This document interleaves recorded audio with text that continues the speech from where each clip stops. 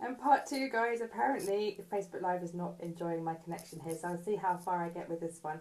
So what I'd love to do is to hear from you guys, what kind of ideas you have tried for your business playground days, what kind of ideas you plan to try. Some really great things which can work are, taking yourself off to somewhere new. So be it a new coffee shop for a couple of hours. It doesn't have to be a whole day. It can be something that just changes up your environment. It could be something that just gives you a new perspective, a new take on things. It might be that you just work from somewhere different that day. It doesn't have to be a whole day out, but building in tiny slices of time out is a really great way to just let your brain refresh. It gives you inspiration. It gives your amazing brain some time to have the ideas which keep you filled to the brim with things that make you really different. Because if you're not making that space for creativity, guys, all you're doing is you're kind of just immersing yourself in what everybody else is doing. You're immersing yourself in all the messages that are out there all the time. You're kind of regurgitating. And by building in some creative space in your day and in your week and in your business, you can allow yourself to have those times of creative thinking, illumination. Hello, Jessica. Hi, Sai. Hi, Emma. I just had a video that I'd started before on this very topic, which didn't like my connection. So it's awesome to see you guys on here.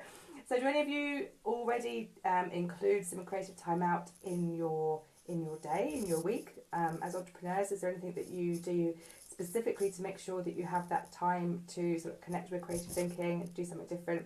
For those of you, hello Graham, for those of you that have been through the Brilliance Ignition process will know that unicorn immersion.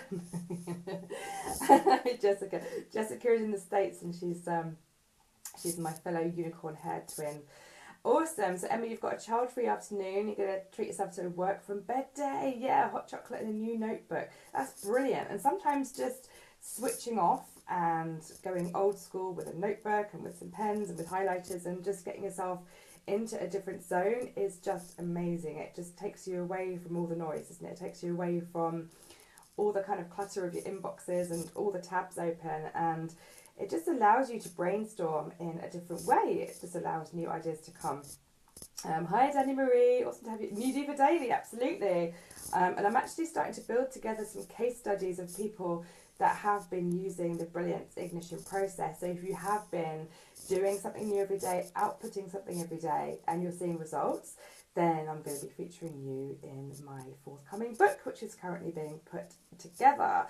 So, for those of you that don't know, the premise behind Brilliance Ignition process is that we're making small steps, small tweaks on a daily basis to how you work and to how you kind of create content. So by allowing yourself to experience something slightly new every day, and it could be something really small, like read a new magazine, listen to a new podcast, try a different playlist on Spotify, order a different coffee. It doesn't have to be huge. And the biggest step from within that is the business playground day, where you do take yourself out off somewhere completely different, but you're allowing some creative insights. By sort of giving yourself new things to experience, it allows new ideas to come. Hi Jessica. Hi Susanna. How lovely to see you on here. So Jessica, you have a writing block in the mornings, but you haven't thought about doing that with a notebook and coffee. Yeah. And building on the amazing Julia Cameron and The Artist's Way, the morning pages idea, the idea of just brain dumping in the morning, unplugged, is such a brilliant way to do that. And you'll find that you're kind of free writing, you're sort of brainstorming, you're kind of getting ideas out that will seemingly come from nowhere, but it's by building up all the stuff that you're inputting. So by trying new things, and as I say, it could be really small stuff. So maybe doing like a different route home from work. Maybe so take your cycle ride a different way around. Try a different glass of wine. It's like really small tweaks which can give you different experiences, and they can often trigger ideas. So for example, somebody from the Brilliance Ignition group recently, I think it was Mags actually, ordered a different coffee in a coffee shop, and she ordered a really small coffee, like a cortado or something, rather than her usual thing. And what it did was it sparked her off some ideas about thinking about, a change of size, a change of perspective, and it kind of went her down, it took her down a different brain route than if you'd kind of, hadn't experienced something slightly different. So even the tiniest tweaks can have really big impact. It doesn't have to be something huge. Hello, Miles. Miles has joined me as well. Hi, Lauren. Awesome to have you on here. So, have you guys ever experienced like that kind of block of being stuck for ideas, and how do you currently overcome that?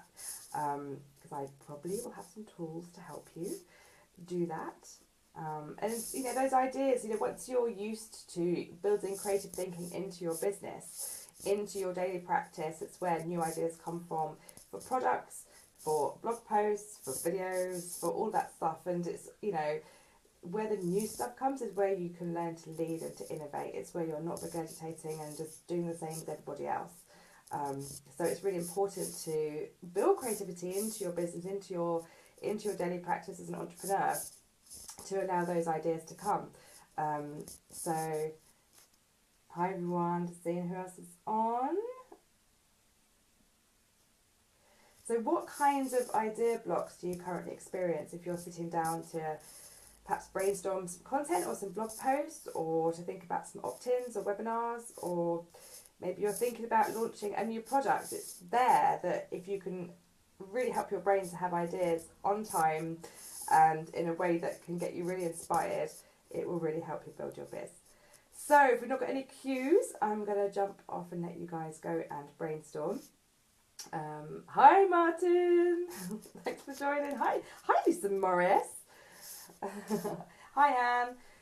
Oh, thank you, Anne. You can do something with your time, absolutely. What really inspires you? I think if you start somewhere where you're inspired, that will get the ideas flowing, which will really help you. And if you start just with what makes you super happy, and so for anyone who's doing it as part of business, like your brainstorming activity doesn't have to be business related. It might be that you, I don't know, go do some sketching in a museum or something, or just take, you know, really think about what you used to love doing when you had time for hobbies and before you were an entrepreneur and maybe a parent, to do all that kind of stuff.